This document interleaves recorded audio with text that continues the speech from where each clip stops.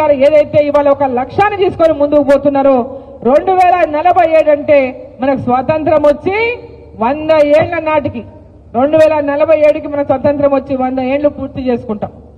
ఆ 100 ఏళ్లు పూర్తయ్యే నాటికి భారతదేశం ప్రపంచ దేశాల్లో మొట్టమొదటి స్థానంలో నిలబెట్టాలి. అభివృద్ధిలోని, విద్యలో కానీ, వైద్యంలో కానీ, అభివృద్ధిలో కానీ నా భారతదేశం మొదటి స్థానంలో ఉండాలని నరేంద్ర మోదీ గారు ఏదైతే లక్ష్యంతో ముందుకు పోతున్నారో ఆ లక్ష్యంలో మనం అందరం కూడా భాగస్వాములను అయిన నాడే అది సాధ్యమవుతుంది.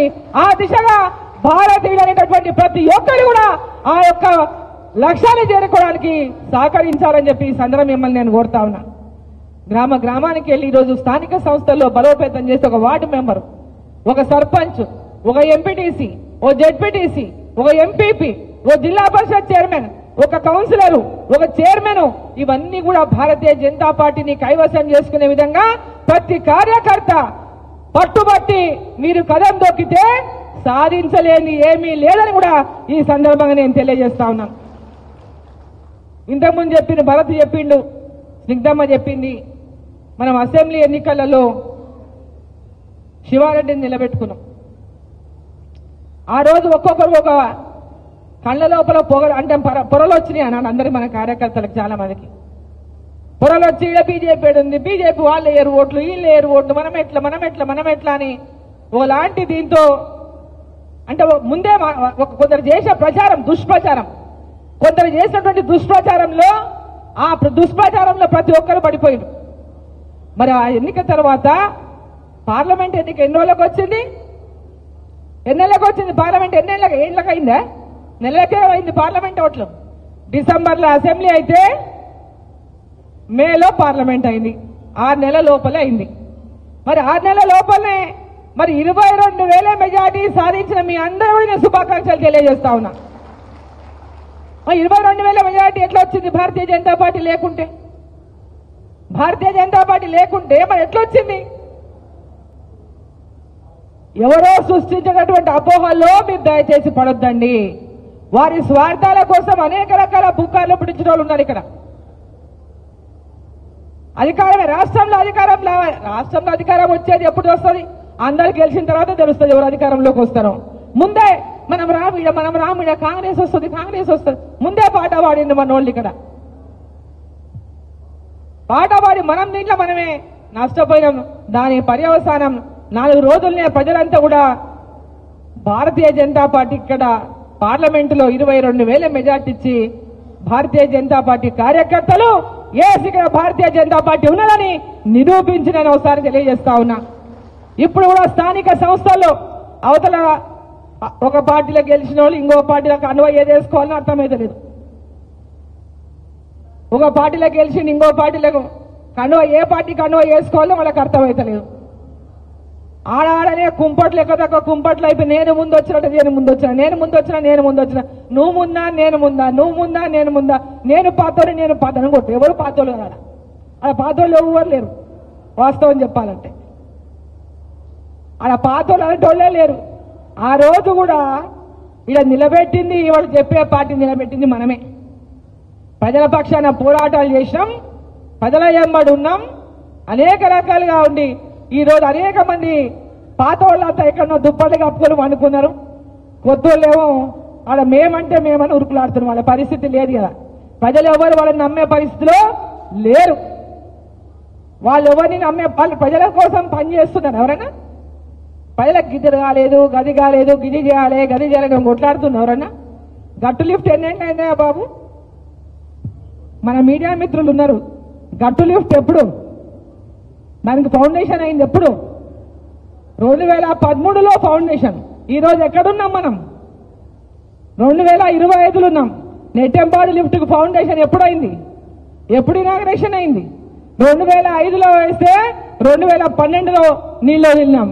ఈరోజు ఒక గట్టు లిఫ్ట్ కూడా అప్పుడు నేను శంకుస్థాపన చేస్తే 12 ఏళ్ళు అయింది, ఇప్పుడు కూడా అది పూర్తి కాలే. టీఆర్ఎస్ గవర్నమెంట్ అయిపోయి 10 ఏళ్ళు అధికారంలో ఉన్నారు. ఆ రోజు కూడా 10 ఏళ్ళు. ఇప్పుడు కూడా మనం ఒక అధికారంలో అలిగిపోయిండ్రు. ఆడ అధికారం కోసం కొట్టాడు. ఇద్దరు అధికారంలో ఉన్నోళ్ళే టీఆర్ఎస్ పార్టీల. ప్రజల కోసం చేసింది ఏమీ లేదు, కుర్చీల కోసమే కొట్లాట నడుస్తున్నాడ. కుర్చీల కోసం కొట్లాట తప్ప అవును నా గద్వాల అలంపూరు ఆర్డీఎస్ పనులు పూర్తి కాలేని ఎవరైనా కొట్లాడుతుండ్రా? నా నెట్టెంపాడు పనులు పూర్తి కాలేని ఎవరైనా కొట్లాడుతుండ్రా? మాకు రోడ్లు లేవు, మాకు రోడ్లు కావాలని ఎవరైనా కొట్లాడుతుండ్రా? మాకు కాలేజీలు కావాలని చెప్పి ఎవరైనా కొట్లాడుతుండ్రా? అసలు ఈ 11 ఏళ్లల్లా గద్వాల నియోజకవర్గంలో కళ్ళు ఉన్న కబోదులు ఎవరైనా, కళ్ళు లేని వాళ్ళు ఏమైనా మాట్లాడవచ్చు, అది వేరే విషయం. కళ్ళు ఉన్న వాళ్ళు చెప్పండి ఏం జరిగిందో. ఇడ మాట్లాడితే మెడికల్ కాలేజ్ అంటారు. గనక మెడికల్ కాలేజ్ కు జాగా కూడా రెండు ఇంకా శాత కాలేదు. ఇళ్ళకి పేదలకు ఇచ్చిన ఇండ్లు గుంజుకొని పట్టాలు గుంజుకొని ఆడ బిల్డింగ్ కట్టి మేము కట్టాం. ఆ బిల్డింగ్ పైసలు కూడా భారతీయ జనతా పార్టీ ఇచ్చినట్వే. ఆ బిల్డింగ్ పైసలు కూడా భారతీయ జనతా పార్టీ కేంద్రం నుంచి ఇచ్చినట్వే. ఇలా వీళ్ళు తెచ్చినాయి కాదు. మన కార్యకర్తలు ఇవన్నీ విషయాలు తెలుసుకొని ఎవరెక్కడ మాట్లాడితే వాళ్ళ నోట్లను కట్టిపడేసే విధంగా మన కార్యకర్తలు గట్టిగా మాట్లాడారట. మన కార్యకర్తలకు ఉన్నది వాళ్ళ